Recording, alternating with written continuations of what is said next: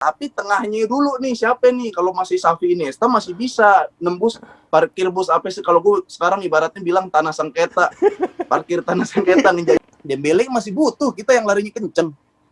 Cuma emang finishingnya aja Dembele kadang-kadang kalau di PS mungkin ability shoot powernya 99, tapi shoot accuracy-nya -3. Otomatis Griezmann juga banyak ruang-ruang yang dia dapat karena tim lawan tuh menekan ATM. Nah, jadi kesimpulannya Griezmann nggak cocok. Iya. Andre Gomez lu tarik lagi tuh biar bisa muter-muter aja tengah lapangan.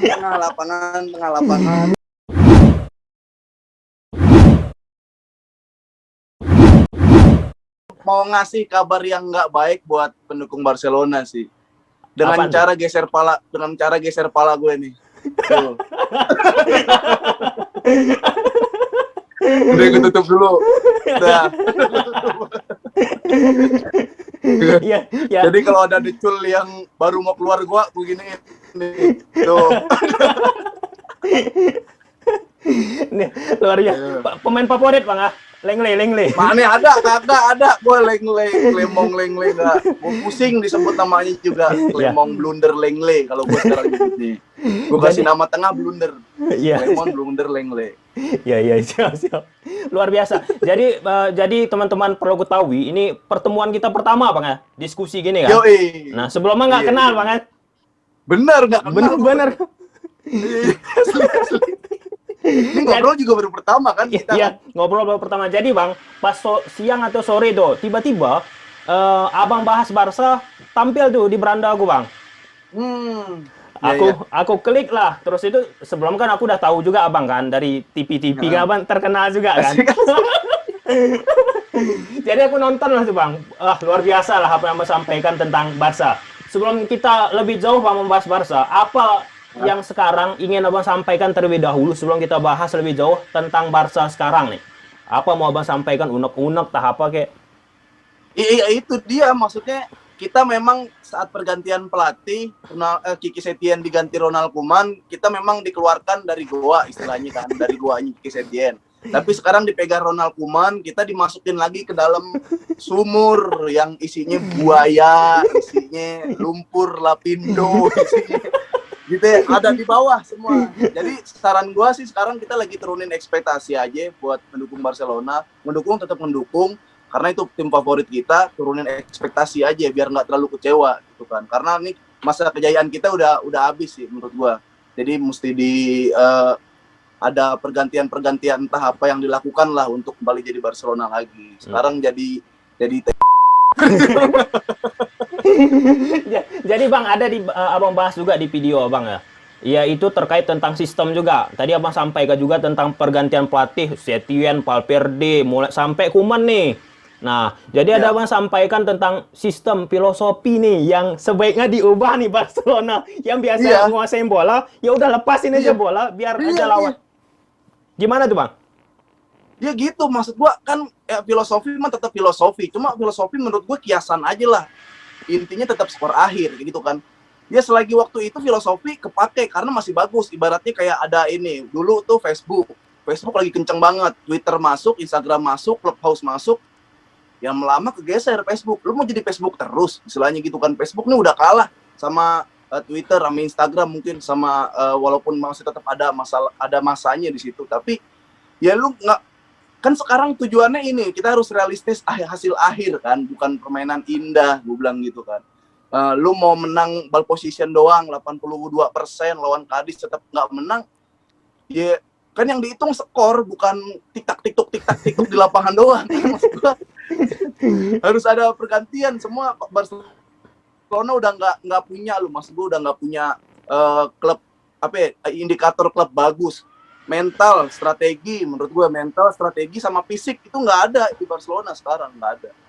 Iya, benar Bang. Jadi Bang kan yang Abang sampaikan di video Abang juga bahwa sebaiknya bukan filosofi sih, gaya permainan lebih tepatnya Bang ya. Barca sebaiknya kan diubah. Nah, tahun 2019 Bang, Victor Valdes tahu Bang? Victor Valdes. Tahu. Nah, jadi Victor Valdes tuh Bang melatih tim Barcelona muda, Juvenil A Bang. Ya. Nah, terus itu Victor Valdes merubah gaya permainan Barcelona 4-3-3 Bang kan? diubah ke Iya. formasi 4-4-2. Nah, jadi secara filosofi dan gaya permainan kan pasti berubah tuh Bang kan. Nah, pada saat itu bulan Juli jadi pelatih, Oktober dipecat 2019. Nah, jadi Bang, dari situ Bang, kenapa dipecat salah satunya kata Patrick Kluivert Bang, direktur olahraga Barca La Masia Bang kan. Karena filosofi yang diubah. Nah, jadi tampaknya Bang, yang Abang inginkan gaya permainan, filosofi, sistem kayaknya berat tuh Bang, berubah. Iya, memang gini, si Barcelona tuh dia benar-benar ngasih identitas, maksudnya identitas jati diri Barcelona. Kayaknya dia tetap menerapkan kayak di kampung gua nih, di kampung gua kita identitasnya adalah kalau ada jagoan datang kita sikat dulu, mi jagoan dari kampung sini kayak gitu-gitu. Barcelona nggak mau hilangin identitas itu, cuma ya kejadiannya lama. Misal gua langsung berpandangan gini ya, lu nggak apa-apa nggak ngilangin identitas, lu nggak apa-apa ngilangin gaya permain kalau lini tengah lu sekelas Xavi sama Iniesta. Kan itu standar ketinggian banget. Orang di zaman si Koku, Deco pun nggak secanggih Iniesta, si Xavi kok. Sekarang siapa badan kecil? Pedri. Jangankan sama pemain bola, kayaknya Pedri ketabrak kuli bangunan juga jatuh kan. Maksudnya gitu. Jadi ketabrak De Jong kadang so-so lah, mainnya biasa-biasa aja. Tapi ya De Jong kalau nggak megang bola, nggak ada di top perform, dia kayak itu gue bilang kayak tugas Holland Bakery doang. Sekarang Sergio Busquets tengahnya juga dia apa sih, dia defense midfielder kentang, jadi regista kentang juga, mental udah nggak ada kayak gitu-gitu. Oke, nggak dihilangin permainan Barcelona, tiki taka, filosofi permainan indah, tapi tengahnya dulu nih siapa nih? Kalau masih Xavi Iniesta masih bisa nembus parkir bus apa sih, kalau gue sekarang ibaratnya bilang tanah sengketa, parkir tanah sengketa, ngejagain tanah sengketa. Tengahnya siapa sekarang? Sekarang realistis aja, kasih bola ke musuh, biar musuh buka ketika ada ruang, masuk pemain yang speed gitu-gitu. Sekarang ya lu mau gimana nih, nggak apa-apa main tetap pakai filosofi Barcelona, cuman sekarang ya nggak bisa nguasain apa-apa Barcelona, menurutku sih gitu kalau nggak diganti. Iya, benar Bang. Jadi kan Koeman nih jauh Bang kan, nggak dengarnya kan pasti percakapan kita. Jadi setidaknya Bang, Abang yang nyerang, aku yang bela Bang ya, bela Barcelona. Biar ada feedbacknya, biar ada feedbacknya. Jadi Bang kan, kalau kita bicara tentang Barcelona sekarang, Koeman kan belum belanja Bang, belum ada pemain yang diinginkannya. Nah, jadi kan nggak bisa kita kasih tolak ukur sekarang lah, Bang. Kan Koeman juga belum ada belinya pemain. Gimana tuh, Bang? Iya, gua setuju kalau misalkan Ronald Koeman belum dikasih kesempatan untuk belanja pemain. Tapi kadang-kadang kita bisa lihat nih dari keputusan dia melakukan pergantian, keputusan dia mainin kasih starting line up kayak gitu-gitu, masa keulang-ulang mulu sih kesalahan-kesalahan kayak dia mainin Clement Longley misalkan yang konsisten dalam hal blunder kayak gitu-gitu kan. Kenapa dipasang mulu? Iya nggak ada pemain. Bisa waktu itu dia bisa De Jong ditarik ke center back kayak gitu-gitu. Harusnya dia bisa tapi nggak dilakuin itu. Trincao main lawan Real Betis bagus. Ketika pas pertandingan selanjutnya nggak dimainin kayak gitu-gitu, kita udah bisa ngelihat ya apaan sih ini, pelatih maunya kayak gimana sih? Lu pelatih yang level penonton bukan, pelatih yang level pelatih juga bukan. Gue bilang kayak gitu-gitu. Dari situnya aja tuh, kayak misalkan lawan Cadiz. Bisa gak sih lu lawan Cadiz, mumpung lawan Cadiz kemarin itu lu ngetes lini bertahan lu gitu. Koeman harus ngetes lini bertahan kayak ya udah kasih bola mumpung Cadiz kok gitu kan, biar ada ruang buat masuk kayak gitu-gitu aja, dia nggak peka menurut gua. Gitu-gitu sih Koeman. Iya. Jadi kalau misalnya dari kata-kata Abang sampaikan, Koeman out harus ya? Iyalah. Koeman out. Misalkan gini ya. Gue pengen gini. Oke lah, ibarat Barcelona nih kapalnya lagi pengen tenggelam, ya kan? Tapi nanti di bawah tuh siapa tahu ada keajaiban apa yang bisa naikin kapal tersebut. Tapi gue nggak mau Barcelona tenggelam sama orang yang salah, sama nakoda yang salah. Kalau nakodanya bener, kita tenggelam, gue yakin gue bisa ke atas lagi. Ini nakodanya salah, tenggelam, masuk lagi ke ini palung laut. Jadi Bang, berarti kalau misalnya kita lihat apa yang dilakukan Koeman dengan sekarang ini, ya gagal total Bang ya? Bisa disebut seperti itulah ya, gagal total ya. Iya, gue bilang mah gagal total, nggak bisa manfaatin pemain. Nah, ya. Anggaplah gini, waktu misalkan lawan si Cadiz kan udah mediocre banget. Kita nggak usah anggap Barcelona sebagai klub yang bagus. anggap aja juga klub yang mediocre kebetulan ada Messi-nya seperti itu kan. Ya itu masih cuma imbang doang di kandang. Kan keuntungan Barcelona main di kandang, imbang masa. Anggaplah kita sama-sama mediocre lawan Cadiz Barcelona. Nggak bisa dimanfaatin main di kandang gitu-gitu. Yo, iya. Sisi bagusnya apa emang Kuman kalau menurut Nah, jadi menurutku Bang, kenapa Koeman tetap harus dipertahankan? Karena satu, dari hasil diskusi aku juga Bang, dari beberapa yang ya pecinta sepak bola ya. Satu, karena masih masa apa ya disebut transisi Barcelona Bang. Ya. Pemain-pemain Barcelona yang sekarang ini rata-rata pemain yang secara mental terdengar Bang yang secara mental belum terbentuk secara penuh, terkhusus bagi pemain-pemain muda yang ketika melawan tim-tim besar. Contoh kita ambil pemain Bang, Sergio Des. Lawan tim besar, melempem.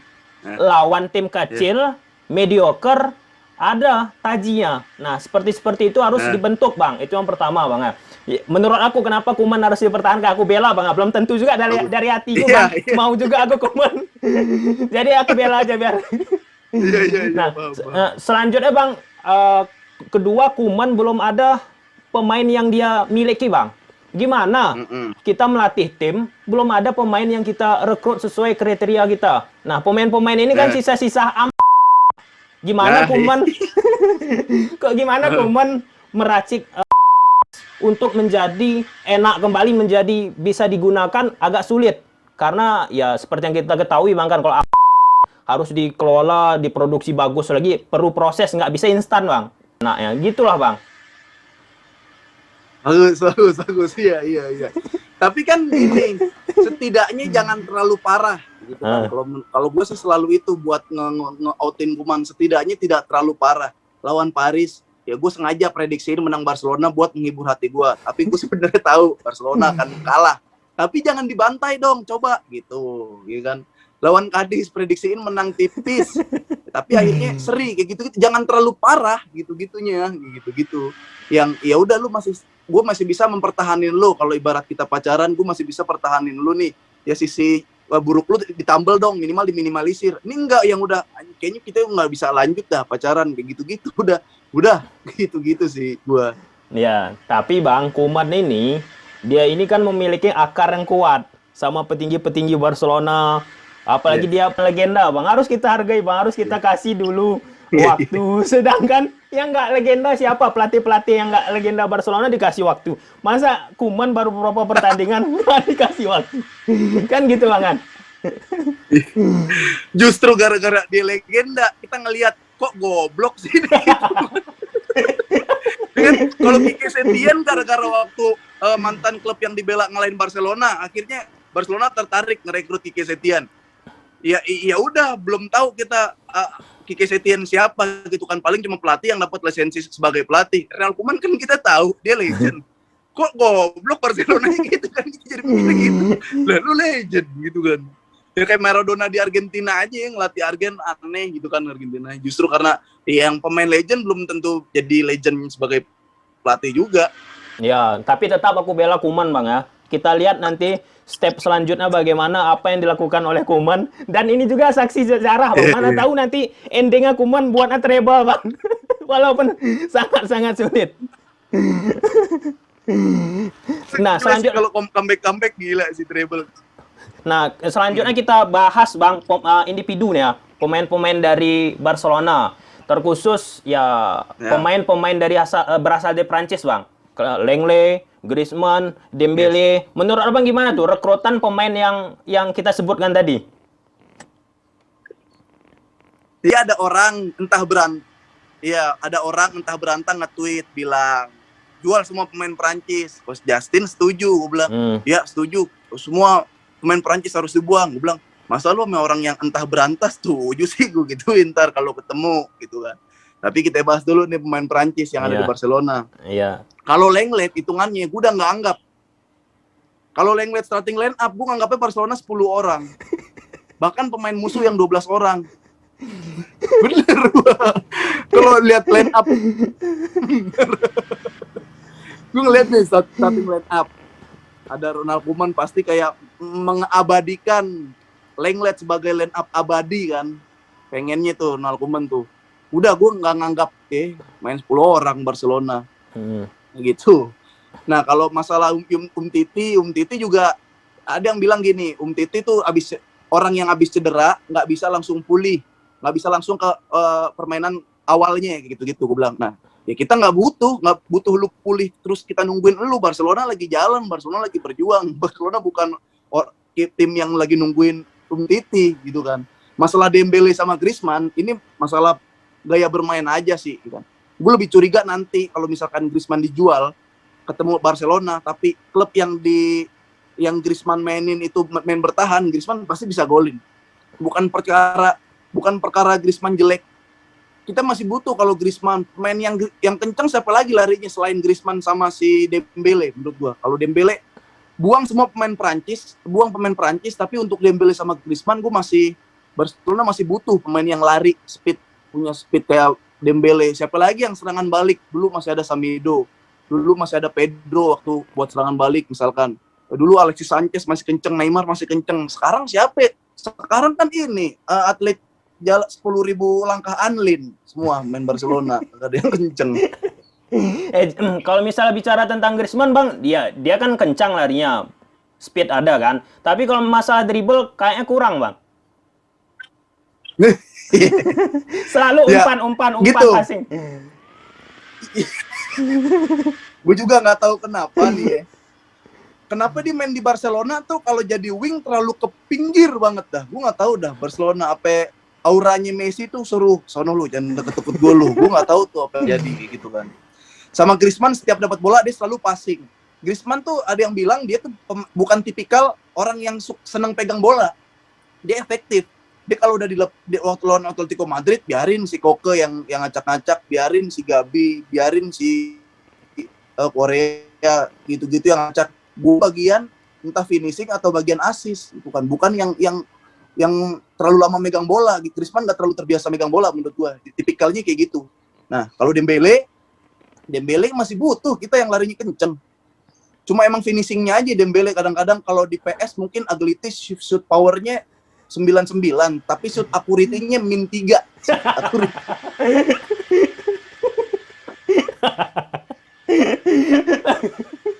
Iya lah. Lari kencang, lari 90 deh, speed ya kan. Shoot power, bola tuh sampai nggak muter loh kalau di Dembele yang tendang loh. Shoot on target, kayak shoot accuracy-nya dia tuh, bolanya minggir langsung gitu, nggak mau ke gawang tuh dia. Arahnya emang ada burung, dia ngincer burung tuh Dembele itu suka di lapangan. Jadi kalau misalnya Dembele gitu. Perlu dipertahankan, Bang. Kalau misalnya yang lain, misalnya seperti Lenglet, ya agak perlu dipertimbangkan. Kalau Griezmann, pandangan Abang masih harus stay ya? Masih harus stay, Griezmann mah. Nah, masalahnya, Bang. Nggak ada lagi orang. Gimana, Bang? Coba, ya. Bang. Gimana? Iya, kalau Griezmann sih, gue masih berharap sama Griezmann sih. Jadi masih stay. Iya, gue masih ngelihat Griezmann di ini top perform ya dengan cara itu. Dengan cara kita ubah gaya permainan dulu, keluarin Koeman, ubah gaya bermain. Udah. Kita kelihatan tuh Griezmann tuh. Mending kasih kesempatan buat pemain sih gue daripada ngasih kesempatan buat akar yang sesungguhnya gitu kan. Iya. Berarti ya. Tapi kalau menurut aku, Bang, menurut aku, Bang, asli, Bang, kalau Griezmann dari awal masuk di Barcelona, ada juga aku buat video, Bang. Ada juga aku buat video bahwa Griezmann ini nggak cocok, Bang, dengan permainan Barcelona, dengan gaya permainan ball possession. Karena kalau ball possession, pemain lawan itu menumpuk di zona pertahanan masing-masing. Jadi nggak ada ruang yang didapatkan oleh Griezmann. Beda sama di ATM nih, Bang. Di ATM kan timnya pragmatis, bertahan, dapat ruang, otomatis Griezmann juga banyak ruang-ruang yang dia dapat karena tim lawan tuh menekan ATM. Nah, jadi kesimpulannya Griezmann nggak cocok. Iya.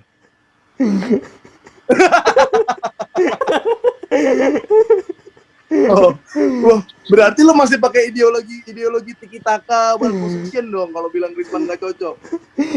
Aku membela, Bang. Apa? Kan Abang yang setuju Griezmann. Abang setuju Griezmann. Aku kontra terhadap pendapat Abang. Biar ada apa ya, Bang? Saling jawab gitu. Ya udah kalau misalkan masih mau bermain dengan apa? Dengan ball position, dengan penguasaan bola yang udah jelas-jelas kalau di parkir bus kita nggak bisa tembusin, mending kita jangan berpatokan pada skor, mending kita demo ke FIFA minta kalau kita ubah peraturan yang menang adalah yang ball position terbanyak, itu Barcelona mendingan tuh menang tuh.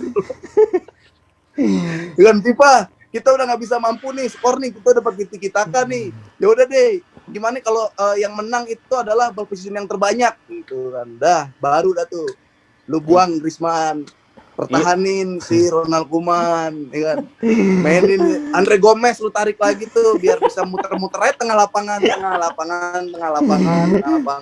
habis 90 menit. Bang, kalau kita lihat sekarang Bang ya, pemain yang berani, kan tadi Abang bilang singgung juga parkir bus kan. Kalau kita lihat sekarang pemain Barcelona, cobalah kalau parkir bus Bang. Contoh menghadapin Cadiz kemarin. Yang berani nusuk itu siapa Bang? Cuman dua Bang, Messi sama Dembele. Coba Bang perhatikan, cuma itu aja tuh yang berani nusuk tuh, karena mereka memiliki kecepatan sama dribbling. Jadi itu Bang kan. Sedangkan kalau dulu-dulu kan banyak tuh pemain Barcelona yang mampu menusuk. Dan dribblingnya juga bagus Bang. Sekarang mengharapkan dua pemain, Messi sama Dembele. Jadi lawan tuh Bang, mudah banget tuh matikan pemain Barca kan. Cuma cukup matikan Messi sama Dembele yang berani nusuk, bertahan. Udah gitu Bang. Iya. Nggak usah parkir bus banget. Kalau kita ingat Madrid lawan Dortmund yang Dortmund menang 4-0 atau menang 4-1 gitu. Madrid tuh sempat yang lumayan parkir lu, ngepres area ke bertahan Madrid. Tapi Dortmund ngasih waktu Dortmund masih Klopp ya, Dortmund ngasih ke Madrid. Yang penting dikasih bola aja, sejajarin Messi sama Dembele depan, kita nggak usah sampai ke dalam banget, asal masih bisa fight gelandang-gelandangnya. Nggak usah sampai yang parkir bus bener-bener di depan kiper, nggak usah. Bertahan aja, kita tarik ulur. Kita juga kayak Tai Chi bisa nyerang karena serangan lawan, gitu-gitulah. Kayak ya masa sih lu nyerang mulu nih, udah tahu gagal, kan pintunya udah nggak bisa kebuka, nggak mau cari pintu lain gitu. Nggak usah sampai yang di belakang semua biar PR banget majunya. Kita bisa bertahan aja, ngasih bola ke musuh. Nah udah sesimpel itu. Sisain dah Messi sama Dembele. Kalau bisa Trincao, kayaknya larinya agak lumayan nih Trincao nih. Udah masuk. Nah, untuk seperti itu, Griezmann juga kalau nyerang, gue emang sangat menyayangkan Griezmann kalau nyerang tuh agak ke pinggir tuh, ke garis corner, gue nggak tahu tuh, goblok dah kadang-kadang gitu kan. Ke tengah mendingan kayak gitu-gitu. Sama wingback, Jordi Alba bisa dimanfaatin, Des bisa dimanfaatin, jangan Mingueza itu ini pegawai SPBU, kaku badannya dia, jangan tuh, Des oke lah, kayak gitu-gitu. Iya. Dulu kan si ini apa? Aduh, yang namanya susah tuh waktu Reus back kiri back kanan si Dortmund waktu menang lawan 4-1 lawan si Madrid, kenceng banget tuh larinya tuh. Itu bisa bisa maju mundur kayak gitu. Masalah kencang Bang, masalah speed, kita singgung masalah fisik Bang. Nah, di Barcelona ini Bang, fisiknya aduh. Nah, kalau Arsene Wenger Bang, mantan pelatih Arsenal, nyampaikan juga tuh bahwa pemain Barcelona ini fisiknya nggak ada Bang. Abang perhatikan aja kalau misalnya lawan PSG kemarin nih Bang, PSG build up dari belakang, bola-bola pendek. Pemain depan Barcelona nggak ada menekan, menunggu aja, menunggu, nggak ada yang ganggu Bang, apalagi Paredes yang dimana sang pengatur serangan mereka dibiarkan aja. Bahkan kalau misalnya di press pun Bang kan, Barcelona kalau aku perhatikan Bang, di press nggak bisa direbut, malah dia terjatuh ataupun malah terlewat oleh pemain lawan. Nah, masalah fisik, masalah PR nyata Bang. Nyata. Ya itu, Pedri kayak anak SMP, mohon maaf Pedri ukuran nggak dikasih daging apa ya pemain Barcelona. Aku juga bingung masalah fisik. Sebenarnya kalau masalah fisik itu udah terjadi saat zaman masa kejayaan Barcelona, saat Xavi, Iniesta sama si Busquets, Xavi, Iniesta, itu masalah fisik itu sebenarnya memang nggak ada fisik Barcelona, tapi kelebihan Xavi, Iniesta megang bolanya kuat banget, nggak ngasih kesempatan buat musuh ngerebut, nggak ngasih kesempatan buat musuh buka ruang ngatur serangan, nggak sempet karena bola ada di Xavi, Iniesta. itu juga sebenarnya Xavi Iniesta nggak ada fisik. Terbukti waktu lawan Munchen yang dibantai 7-2 7-1 Iya, Bang. 7-1 itu kan dihantem sama gelandang-gelandang Mario Gomez, kita tahu mainnya yang jatuh tiba-tiba Xavi dia kan hantam dari belakang kayak gitu-gitu. Fisik emang udah nggak ada dari dulu. Nah, fisik udah nggak ada dari dulu, tapi Barcelona yang dulu kuat banget megang bola sama ada passing ajaib. Nah, sekarang passing ajaib nggak ada, ya nggak terlalu kuat megang bola, fisik juga lemah. Nah, kayaknya sparring sama Selebritis FC juga masih menang Selebritis FC kan. Ada Bung Valen bisa nyikut si Pedri sampai pucet. Pedri didorong sama Mbappe, didorong sama Mbappe, pucet mukanya, mentalnya nggak ada, fisiknya nggak ada, mukanya berubah, pucet kayak gitu-gitu, nggak ada fisik. Messi ditabrak sama Mbappe di dribble, Mbappe kalah, Messi udah habis, fisik emang nggak ada dari Barcelona dari zaman masa kejayaan. Iya, Bang. Kalau masalah fisik juga kita singgung tentang Coutinho, Bang. Di Barcelona, otot di Bayern Munchen, Bang. Bayern Munchen. Di Bayern Munchen dia pergi, masa ototnya terbentuk, Bang. Kayak Deddy Kobuzer jadinya kan. Sedangkan kalau di Barcelona, Bang, pemain-pemain Barcelona nggak ada yang bisa menyimbangin masa otot yang dimiliki Coutinho. Sedangkan dulu Coutinho sama rata nih kayak Messi masa ototnya di Barcelona sebelum pindah ke Bayern, Bang, dipinjamkan kan. Coutinho dipinjamkan ke Bayern, terbentuklah masa ototnya. Jadi kan ada masalah sistem fisik Barcelona itu dalam sistem kepelatihan tampaknya kurang begitu dikonsen, nggak, Bang? Terbukti Coutinho yang di Barca masa ototnya nggak terbentuk, sedangkan di Bayern masa ototnya terbentuk. Kan seperti itu, Bang, kan? Iya, kan itu gue bilang, semakin kemari bola semakin berkembang, kayak misalkan Tiki Taka udah dapat cara mengantisipasinya. Kita buat formula baru apa? Kayaknya gue lupa tuh, si Munchen kan mendatangkan apa ya, ahli gizi apalah gitu ya. Betul. Akhirnya dinaikin 2 kali atau 3 kali lipat dari pemain bola pada umumnya, fisik main bola pada umumnya. Itu juga ngaruh di lapangan. Lu badan gede, badan keker tuh tingkat kepedean naik gitu kan. Messi dikantongin sama Alfonso kan, gitu-gitu. Akhirnya Samido jatuh sampai guling-gulingan, itu gara-gara fisik. Emang dari dulu nggak ada fisik yang lumayan oke, kecuali tahun 2009 ada Henry, badannya gede-gede masih kayak gitu, Yaya Toure masih di situ, masih itu pun fisik bawaan, bukan fisik terpaan gitu-gitu. Gue juga belum ngelihat badan pemain Barcelona yang tiba-tiba jadi kayak gitu-gitu kan, enggak. Ya kayaknya memang salah satu itu yang nggak bisa diperhatiin sama Barcelona sih, secara fisik tuh dia kalah, harusnya ada melakukan sesuatu apalah kayak gitu-gitu. Ini yang nggak diperhatiin sama Barcelona, masalah fisik. Iyalah. Fisik jelek, mental pasti jelek kalau tabrakan sama orang yang kuat gitu sih. Jadi abang nonton nggak pertandingan PSG menghadapi Monaco? Yang kalah PSG? Iya, yang Monaco menang terus kan lawan si PSG kan? Iya, kan kemarin menang tuh Monaco 2-0. Kalahkan PSG. Starting 11 yang digunakan PSG, Bang, sama persis nih. Kurang lebih lah, satu pemain dicadangkan, yaitu Verratti, Bang, nggak dimainkan. Sama persis ketika menghadapi Barca.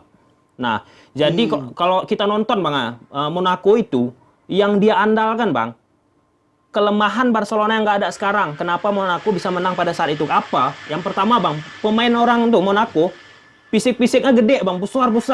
Tinggi besar, kokoh. Betul. Tinggi besar, kokoh, sedangkan itu Barcelona nggak memiliki untuk saat ini. Itu yang pertama, Bang. Yang kedua, Monaco kemarin, Bang, gol-golnya dari bola-bola crossing, Bang, duel-duel udara.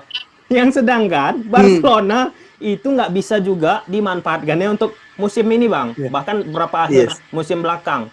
Nah, gimana coba Barcelona mau comeback sedangkan apa yang dilakukan Monaco, Bang, tidak dimiliki oleh Barcelona? Kan di troll apa, Bang? Monaco, Bang, di akun Twitter kan? Tahu, Bang, kan? Di trollnya, kalau misalnya mau tahu cara kalahkan Barca bisa hubungi kami. Ya, DM seperti itu, Bang. Nah, itu gimana, Bang? Tips Abang untuk Barca untuk comeback nih menghadapi PSG? Lu jangan kan nanya gue ya, lu nanya profesor juga nggak tahu jawabannya gimana caranya Barcelona comeback ya. Kecuali semua pemain dari PSG Paris sakit perut misalkan BAB, ya kan? Atau enggak pada ini kakinya pada kena ankle. Itu juga walaupun Paris kena ankle kayaknya masih bisa ngimbang tuh lawan Barcelona, bahkan masih bisa menang. Dulu kalau tanya gue gimana cara Barcelona comeback, gue aja berharap Barcelona nggak terbang ke Paris. Lu tanya ke siapa deh? Tanya Coach Justin, tanya orang-orang yang bener jago analisa banget. Gimana cara Barcelona comeback? Apakah Barcelona lolos? Gue nggak tahu jawabannya apa itu. Menurut lu gimana? Kalau kalau misal menurut aku Bang, pertama alasan comeback Barcelona, di sini aku jawab agak sulit karena faktor yang aku sebutkan tadi Bang. Apa yang dilakukan Monaco? Pertama, fisik pemain Monaco besar-besar. Kemudian secara speed Bang, pada saat pertandingan kemarin, agresivitas yang dimainkan oleh Monaco kencang Bang, semangat, nggak lembek. Nah, misalnya ada nih pemain dari PSG pada permainan kemarin langsung ditekan ataupun diganggu oleh pemain Monaco, khususnya Paredes Bang.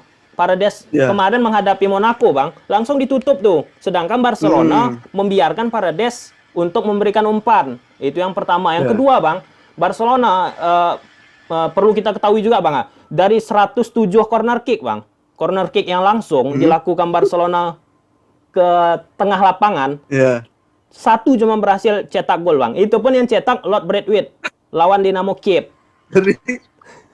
Kemudian Bang kan, Monaco menerapkan duel-duel udara untuk mengalahkan PSG. Nah, Barcelona seperti yang kita ketahui Bang, duel-duel udaranya karena fisik nggak ada, kita kembalikan ke fisik deh Bang, sulit untuk melakukan hal seperti itu. Kalau misalnya Alba aja lah Bang, sederhana aja. Ketika menguasai bola dari posisi kiri, dia jarang melakukan crossing, cutback aja tuh, cutback setengah tiang, nggak mau dia tuh memberikan umpan di udara karena bola atas karena itu kelemahan Barcelona. Nah, jadi dari dua itu aja Bang, pada saat kita menyaksikan Monaco PSG, sulit bagi Barcelona kalau tidak memiliki hal dua tersebut aja. Nah, selain faktor-faktor eksternal Bang, misalnya secara mental pemain PSG down, masalah-masalah internal yang bisa mempengaruhi pemain PSG itu sendiri Bang. Iya, makanya kita berharap nggak kalah lagi aja.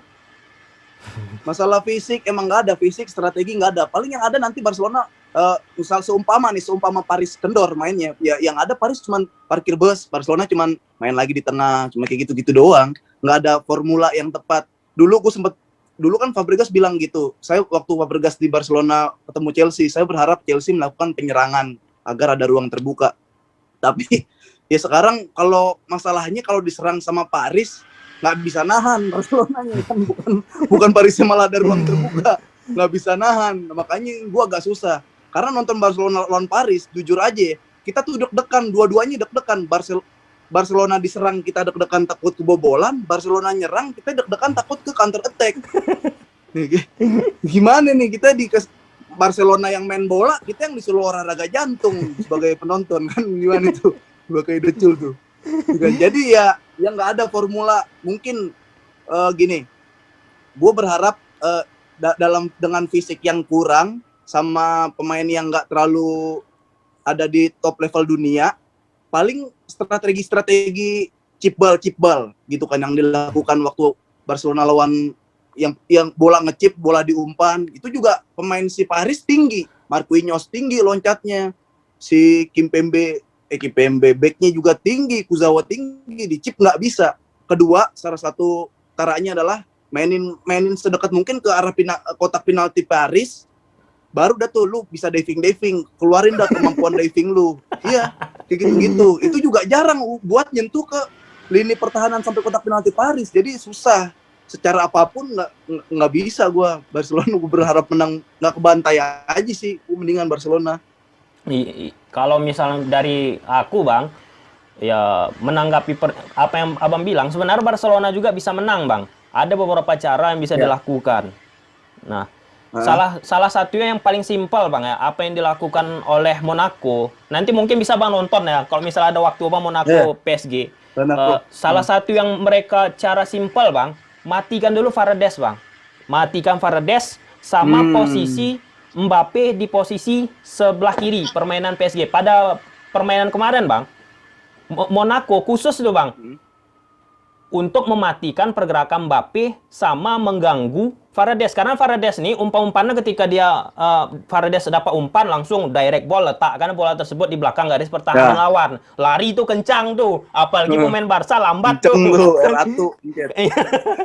Nah, itu loh Bang salah satunya. Tapi yang kita lihat di leg pertama mungkin karena tidak tidak memiliki motivasi lebih tinggi karena masih leg pertama mungkin bisa saja Bang, karena kan mental pemain ini akan terbentuk ataupun keluar ketika ada tekanan. Kalau misalnya nggak ada tekanan, masih slow-slow aja, masih ya ada leg kedua lah nih, kami kan superior nih, kami kan atas segalanya lah daripada yang lain. Itu mungkin beberapa hal yang mungkin bisa membuat Barcelona menang juga Bang. Tapi kalau misalnya itu nggak dilakukan, ya sulit juga Bang bagi Barcelona. Itu Bang yang simple ya untuk memutus serangan PSG seperti apa yang dilakukan oleh Monaco Bang. Ya walaupun PSG Monaco Bang kalau kita lihat ketika menghadapi PSG kemarin ya bertahan juga sih Bang, nggak ball possession. Dia tahu caranya ngalahin Barcelona, Paris. Dia tahu caranya ngalahin Barcelona, Paris. Tapi kalau misalkan kita disuruh niru permainan Monaco untuk memotong gelandang Paris, memotong si Verratti, memotong si Paredes, siapa yang ditugasin? Siapa yang punya kinerja seperti itu? Nggak ada. Kita tuh nggak ada midfield yang benar-benar baik banget di tengah. Pedri nabrak Paredes, Pedri yang jatuh loh, taruhan sama gue. Pedri ini lari kenceng, nabrak Paredes nih, Pedri yang jatuh. De Jong segitu matinya diputer-puter sama Verratti.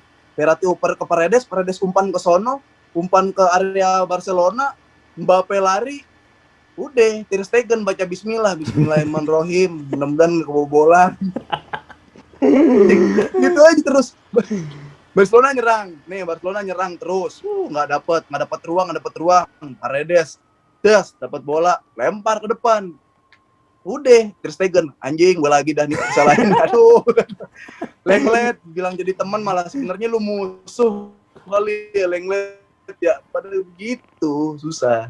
Iya, memang kalau sekarang ini. Nah, kalau lu bilang superior kalau udah tertekan, tadi lu bilang kan ini, sempat lu bilang kalau pemain tuh udah tertekan baru udah keluar permainan aslinya. Barcelona biasanya kalau misalkan dia lolos ke 16 besar, itu dia main away dulu. Main di kandang musuh dulu. Waktu ya sering lawan Arsenal, main di Arsenal dulu. Jadi satu sama di Arsenal, main di Camp Nou habis. Main di mana? Di Milan dulu main di Camp Nou habis. Sekarang main udah di kandang sendiri, udah dibantai dulu kan. Pakai sejarah ke Paris lagi. Kayaknya ntar ini deh si Ter Stegen, Messi pura-pura Covid kali biar nggak berangkat, capek. Jadi kalau misalnya sekarang Bang, siapapun pelatihnya bakalan sulit loh Bang. Pelatih yang Abang inginkan siapa Bang? Siapa Bang pelatih yang Abang inginkan untuk melatih Barca? Coba. Coach Justin? Dia kan pelatih futsal. Siapa Bang? Coba Bang. Yang Abang inginkan. Tardusin nih. Gue belum siapa-siapanya banget sih ya. Tapi kali mungkin nggak apa-apa dah, Safi. Ya, Safi berarti tapi kalau tahu dia bisa menyadarkan. Ya gimana Bang? Ya, Safi tahu dia bisa menyadarkan kayak ya gue masih ada opsi Xavi Hernandez. Gue masih mudah-mudahan dia bisa kayak nyadarin, Pedri, lu nggak sejago gua. De Jong, lu nggak sejago gua. Coba lah ubah kayak permainan. Gue pernah ada di masa kejayaan, tapi gue emang jago gitu mungkin kan. Lu ganti deh nih gitu. Xavi mungkin yang ada di otak gue sih. Bang, percaya nggak sih Bang Barcelona tuh bisa bangkrut? Kalau sekarang, kalau kita lihat sekarang. Gue nggak tahu ya. Kalau lu punya temen yang ada informan A1 dari sono jawabannya oke sih, silakan lu jawab. Tapi kalau masalah Barcelona bangkrut, gue takutnya cuma kayak isu-isu buat ngegoreng ada isu lain gitu kan, atau enggak cuma buat ngerusak internal Barcelona, isu-isu kayak gitu. Kalau buat bangkrut sih gue nggak terlalu percaya tuh. Iya. Jadi kalau misalnya ada di Barcelona Bang, ini sekalian diskusi aja kita Bang. Di Barcelona tuh Bang, bisa Bang download tuh di website Barcelona ada namanya dokumen istilahnya pengeluaran, penghasilan Barcelona di tiap tahun, Bang. Nah, jadi tahun ini Barcelona udah mengeluarkan, Bang, penghasilan, pengeluaran, dan segala jenis lah terkait tentang aset-aset yang ada di Barcelona. Jadi kalau misalnya dibilang kerugian, Bang, Barcelona masa sekarang tuh memang benar ada kerugian. Ya. Nah, tapi kalau misalnya dikatakan bangkrut, tidak benar, Bang. Kurang tepat lah. Kurang tepat. Kalau rugi, ada. Tapi kalau misalnya bangkrut, kurang tepat. Kenapa? Karena Barcelona ini, Bang, ada income aset yang bergerak dan aset yang tidak bergerak. Duh. Nah, jadi kalau misalnya Barcelona, Bang, ada kerugian ataupun gali lubang, tutup lubang, bisa kita gunakan salah satu aset ini, Bang. Aset bergerak sama aset yang tidak bergerak. Ya, yang nggak bergerak. Nah, jadi Bang, ada mungkin Abang dengar nih, nama Camp Nou coba dilempar isu untuk diganti. Nah, itu salah satu untuk menghasilkan fulus, Bang. Menghasilkan fulus. Dan itulah salah satu untuk menutupi kerugian Barcelona. Masih jauh, Bang, kalau bangkrut gitu. Bisa dijual nama Camp Nou, bisa dijual berbagai macam aset, Bang. Nama stadion Barcelona B bisa diganti nama, dijual. Banyak Bang? Masih aset-aset Barcelona. Jadi masih jauh tuh, Bang. Tapi kalau rugi ya. Tapi kalau bangkrut masih jauh. Ya. Yang kayak gitu-gitu sih, maksudnya yang harusnya beredar berita di Indonesia, biar orang-orang cules-cules di Indonesia nggak salah tangkap gitu kan. Masalahnya gue juga nggak terlalu percaya kalau misalkan bahkan rugi. Karena kok banyak nih isu nih tiba-tiba Rivaldo statementnya suka nyerang-nyerang Barcelona sendiri. Banyak Abidal bertahan atau segala macam yang bikin pusing sendiri kayak gitu-gitu kan. Tapi untuk bangkrut sih jauh sih. Oke lah, Bang. Thank you, Bang. Terima kasih, Bang, atas kesempatan dan waktu ya, Bang. Bisa sama-sama di sini, Bang. Dan semoga channel Abang juga terus nih up naik terus dengan gua baru mulai lagi tuh. Iya, kata-kata pedasnya, Bang. Ketawa-ketawa aku dengar, Bang. Iya. Oke, Bang. Udah maghrib, Bang, Jakarta, Bang. Thank you, Bang. Makasih banyak, Bang. Siap. Ya, Bang. Yuk, sehat-sehat terus. Ya, siap, Bang. Assalamualaikum. Waalaikumsalam.